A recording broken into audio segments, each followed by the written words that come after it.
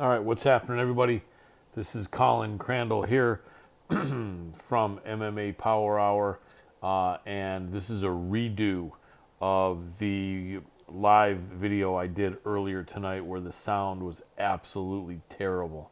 So this one's going to be quicker because I'm up really late and I got to go to bed, and plus I'm doing this here on my phone and I got to hold this up. I don't have any sort of tripod or anything. But I really wanted you guys to be able to understand what the hell I was saying. So let's jump into these fights.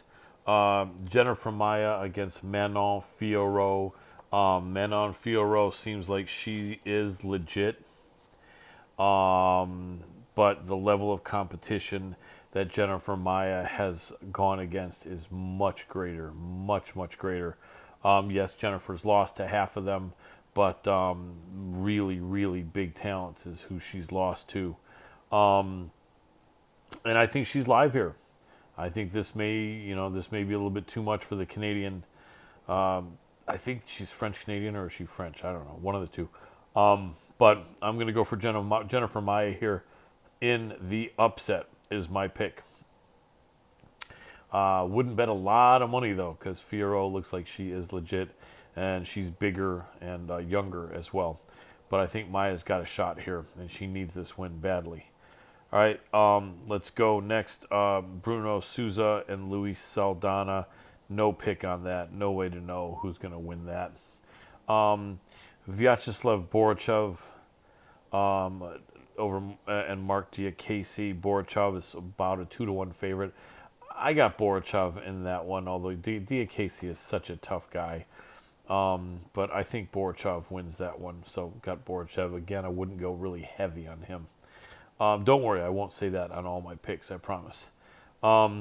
Chris Gutierrez against Dana Batjarel. And now they're switching his name backward, and now they're calling him Batjarel Dana. Either way, he's a tough guy, and it looks like Dana Batgirl to me. So I am going to go with Chris Gutierrez, the underdog.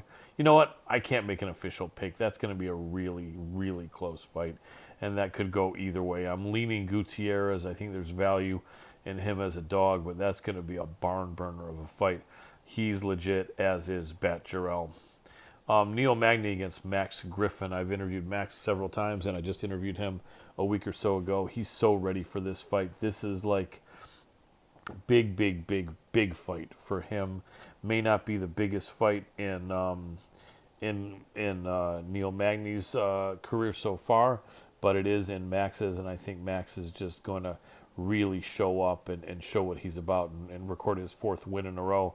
I got Max Griffin, who is a dog. You're getting almost 2-1 odds on Max Griffin, at least as of right now, 150, 160, 170 plus. And I got Max Griffin as my pick, and I think he's going to win that fight. It's going to be a war, though. Matthias Nicolau, a slight dog against David Dvorak. No pick on that. I'm leaning Nicolau. They're both really tough guys, though. But I'm leaning Nicolau on that, but not an official pick. Sarah McMahon, Carol Hossa. I got the dog. I got Sarah McMahon at 41 years old. I think she can do it. I think she can win this fight, and it would be very important for her too to continue her career. So I've got the dog here. You get 2-1, almost 2-1 odds, plus 180, plus 185 in some places on the Olympian Sarah McMahon. I got her. Ilir Latifi against Alexei Olenek. What an interesting fight that is. 38-year-old Latifi against the 44-year-old Olenek. Olenek's going to be 4 inches taller, but at heavyweight, everyone's taller than the 5'10" Ilir Latifi, who fought most of his career at light heavyweight. The guy loves the Ezekiel choke, even from the guard. He's won fights by armbar, but he loves to win by choke.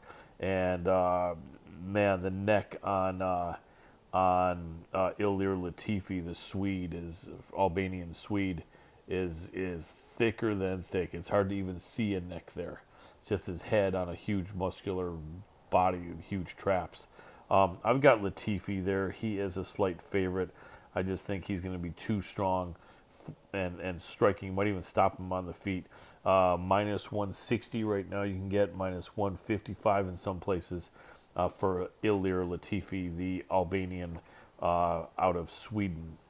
And then we have Dennis Tiuliulin versus Alishkab Kizraev. No bet on that. I think I can't. I'm not looking at the computer now, so I can't see. But I think they're both making their UFC debut, and there's a lot of hype around Kizraev. But I wouldn't lay that chalk. I wouldn't lay that chalk, and I wouldn't make any bet when two guys are making their debut unless it would be like a small bet on the dog. But probably Kizraev wins, so I wouldn't advise that. You never know, though.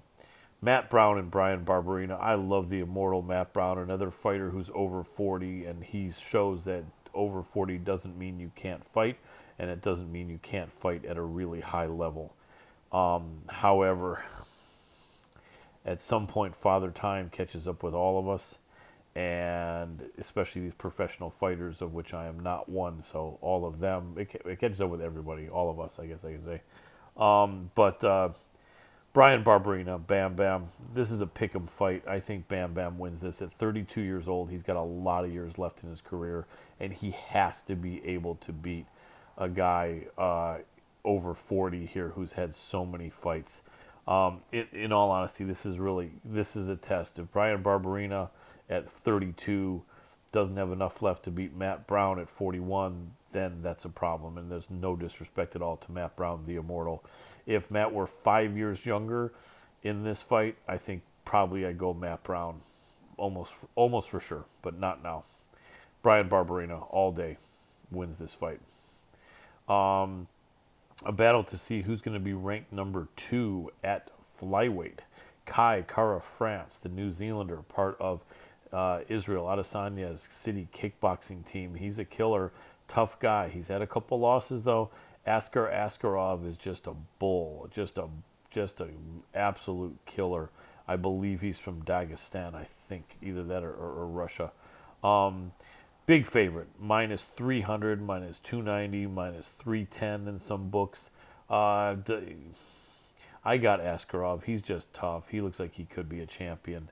Although Figueiredo and Brandon Moreno still have some unfinished business, having one win apiece and one draw. But Askarov's in the picture. I hate laying that much money against a good fighter like Kai Kara France. Could Kai come through? Possibly.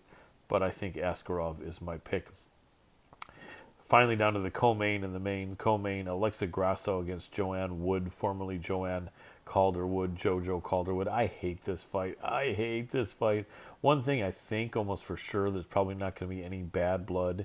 Although Joanne Wood has been a little bit tougher with the face-offs and a little bit more aggressive and a little bit more badass over the years. She used to be just really shy and almost timid and really,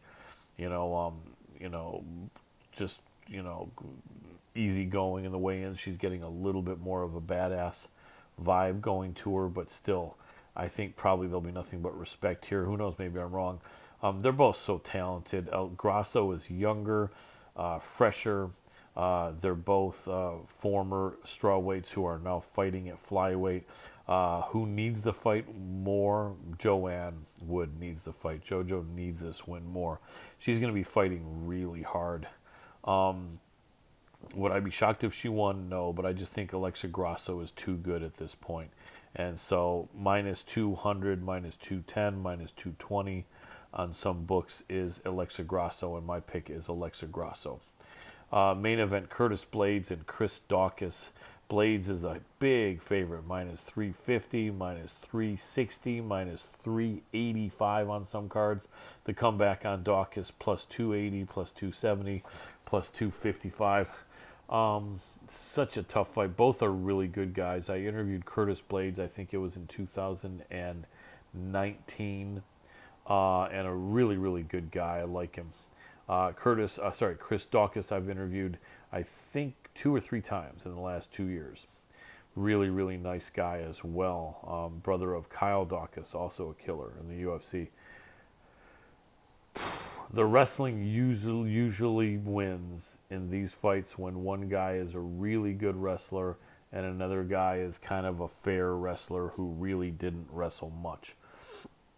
Daukaus is coming off getting caught by Derek Lewis, and this is only, what, a 3-month turnaround since then, although that's not like 3 weeks, it's 3 full months.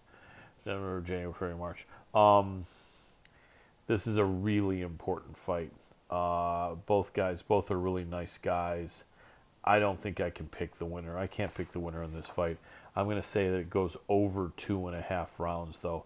That's my thought. It goes over 2.5 rounds, for sure, I think. So that's my bet there, but it should be a really great fight. I'll be cheering for a great fight, and I hope both guys do well. They're really good guys. Anyway, that's about it. Please subscribe, or as my friends in Scotland would say, subscribe to this channel. It would really help out a lot. Appreciate it. Much love, and peace. See you guys soon.